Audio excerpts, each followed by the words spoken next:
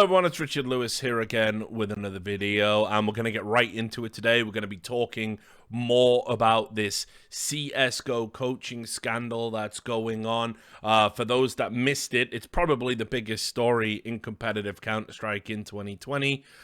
So what's happened is there was a bug that you could use in the game. If you were a coach, you would load into the server, you would sort of float like a spectator camera in an advantageous position, and you could see where people were on the opposite team in afterplan positions, etc. Relay that information through to your team, and therefore they would have a competitive advantage in the games. Now, an admin called Michał9, with assistance from a guy called Steve Dudenhofer, who works at ESIC, they started pulling all of the demos once they became aware of the existence of the bug, and they found 3 very high-profile names had used this bug in the major qualifier, the Road to Rio qualifiers. And so we had 3 people be banned. But it turns out that is the tip of the iceberg. More names have come out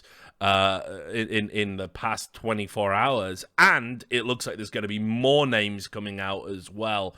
This is a truly seismic event, and we still don't know what Valve are going to do, if anything, yet, and how it might impact on the major. I mean, teams could be disqualified. It's absolutely insane.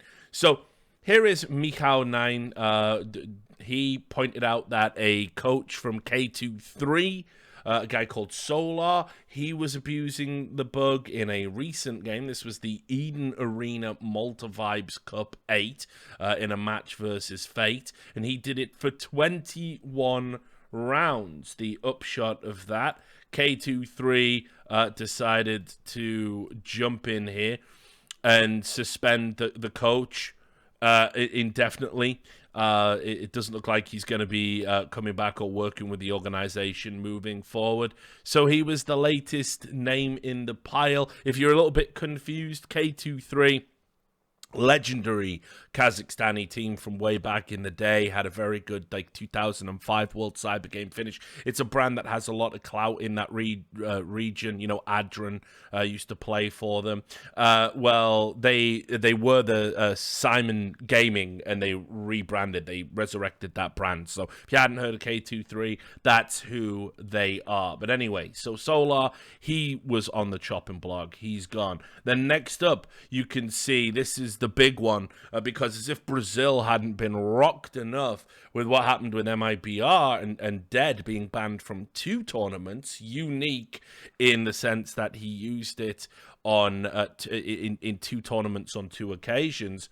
This is an old game. This is from ECS Season 7 between Complexity and Furia. And the Furia coach, Guerri, looks to have abused the bug in this game. So this sort of was a double whammy from the Brazil teams. Now, in Guerri's defense, he actually put out a very long and detailed response video explaining how it happened to him. I'll also add, by the way, MIPR, if you want some lessons in how to handle these things from a PR perspective, he opened up his response video by thanking the admin for taking his own personal time to find things like this and to keep the scene clean, and that he absolutely does have a case to answer. This is why so many people like this Furia team, because they're genuinely nice guys. All academic, of course, if indeed he has cheated. Basically, to give you a summary of what his explanation said, because the video was in his native language of Portuguese, so I don't know if playing clips would really sort of benefit. But yeah, what happened was he loaded in. He didn't know it was a bug in the sense that it was something that you could deliberately do. He didn't know the methodology. It happened to him by accident. He had recreated the conditions by accident, essentially. Loaded into the game, and then when he realized he could see it was on Mirage, he realized he could see sort of the top of mid and where people were. He alt-tabbed out of the game, and went away from his computer. And when you look at the footage that he uploaded to show this, it does seem that, yes, it looks like it was alt-tabbed. The game sound goes away. The footage becomes a little bit choppier. There doesn't look to have been anything untoward in terms of how he relayed that information. There wasn't like any incredible reads or anything like that. So maybe he gets away with this. Maybe he gets a reduced punishment. Maybe because it was so long ago, Faceit decide not to take any action for him at all. Who really knows? But certainly, out of all of the cases so far, Guerri looks to be the guy that, listen, it happened to me by accident. I should have disconnected immediately or brought it to someone's attention. Instead, I alt-tabbed. I didn't take any advantage whatsoever with this bug. And I'm very, very sorry. I should have done more about it. That's essentially it in a nutshell. There's a lot more detail here. If you go over to the corresponding Reddit thread, I recommend you read it if you want to be informed about it. Not really enough time to get into the minutiae here in this video. Bottom line, probably give him the benefit of the doubt.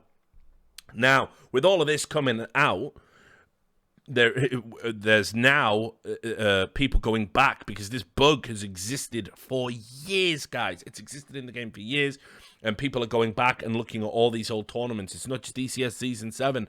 They're going to go right the way back to 2016, apparently, this bug has existed. So in terms of what it could have done to online Counter-Strike in the past, 4 years, incredible to think that there may be people who have got away with cheating in online matches, official online matches, qualifiers, etc. We could have a very different scene depending on what comes out of this information and what action is deemed appropriate. But people are going to start getting their confessions in. It's probably time to come clear because it's going to be very open and shut when people review the demos. And the first high-profile confessional comes in from Peter. Peter is obviously the former NIP coach, and he put a statement out. He recently was replaced by Threat. He put a statement out saying, I think it was just called I Fucked Up, and he basically said, yeah, I used this bug in an online match against Mouse Sports.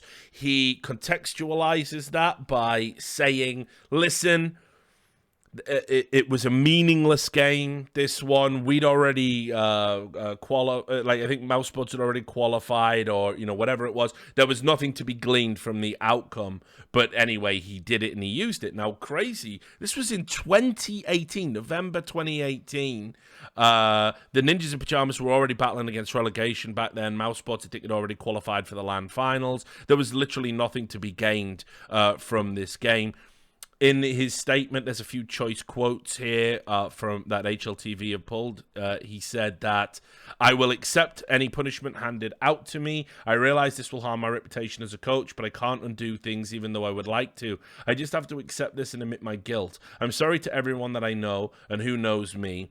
I understand that you might look at me differently after this, but I hope you can forgive me one day. The bug got the better of me. I acted irrational and I fucked up. I have never used that bug afterwards. The only thing I did afterwards when it happened again was to press the keys 1 to 10 and the bug would stop. If there's any admin who wants to confirm that from my POVs in online games, I'd be happy to assist going over my demos. But what's really interesting is the story that came out of this was apparently Peter actually did say that he reported the bug to Valve. Now, the method he used it, he says he tried to report the bug through Twitter's direct messages. Probably not the best system, but then again, we know that Valve doesn't have an open channel of communication. It's pretty much just a lottery. You email the people that you have the emails for, and maybe you get a response, maybe you don't. So doing it via Twitter DM, maybe not ideal, but that we could glean from that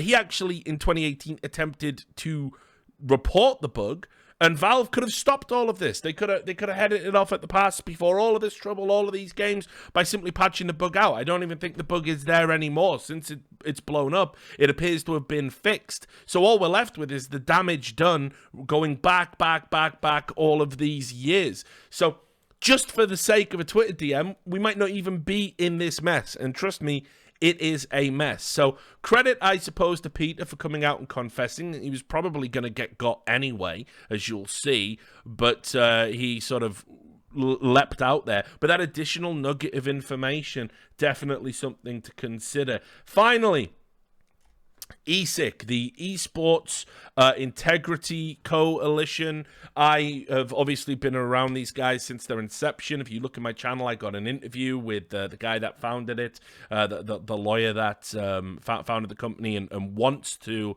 basically clean up esports from all of the match fixing, all of the nonsense. I think they're a great organization. I spoke at one of their annual general meetings. I have nothing but respect for these guys, and I hope now other TOs, other organizations in the esports space are going to sign up to this initiative, because it is literally the closest thing we've got that's going to be able to implement actual punishments beyond the game's developers, universally across all of these leagues and ladders. They've said, right, we are going to do the investigation, a thorough investigation. They're saying they're going to go over. It's been misreported, I think. Some are saying it's 25,000 hours of demo footage. I actually think it's 25,000 demo files is what they're going to go through. They're going to go back to 2016 to find anyone who has used this bug, and they will be issuing penalties. Now, that's a mammoth undertaking. They're going to employ, I think, the original guys that brought this to assist with it. But this is where it gets interesting, because what they've said is, when we do the investigation, we're going to go over all of the tournaments with all of the ESIC members, so they have like a jurisdictional aspect, but they might even look a little bit further afield, especially if new people are willing to sign up.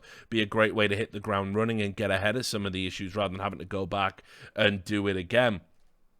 But they also add that they are going to be a bit more lenient to people who confess. You can see it says, in ESIC's view, wherever possible, it's important to work towards reform and rehabilitation of offending parties into individuals who value competitive integrity and can recommence serving the CSGO community. ESIC may choose to apply a concession to any sanction that may apply to the offending party based on the presence and quality of the admission provided. And my sources have told me that we're going to see some big names come out and essentially go down the Peter route as soon as they're able to, once they've talked to their orgs, talked to ESIC, and talked to all parties. Yep, that's absolutely right. It is not. We haven't seen the last of it. This is not the end of it by any stretch of the imagination. One last consideration before I get out of here. It's been suggested on Twitter, and I think even Thorin, who I do the podcast with, has brought this up, that if these teams have been found to be cheating at any point of the major qualification process in any of these tournaments that give you ranking points, then essentially what the precedent is, if we look at the Titan instance with Kaylee, the cheater, you have to disqualify the teams because they've cheated to essentially get into the position they are in now ahead of the major in Rio. Now, that fact alone might be enough to make Valve get involved and issue some bans from majors for these guys. We have no idea yet. Valve haven't made an official statement. It's going to be very interesting. But certainly, there's logic and precedent that we've already set in the space there. So all of these teams, you've got rid of the coach, and you've been retroactively disqualified from the tournaments that it took place in.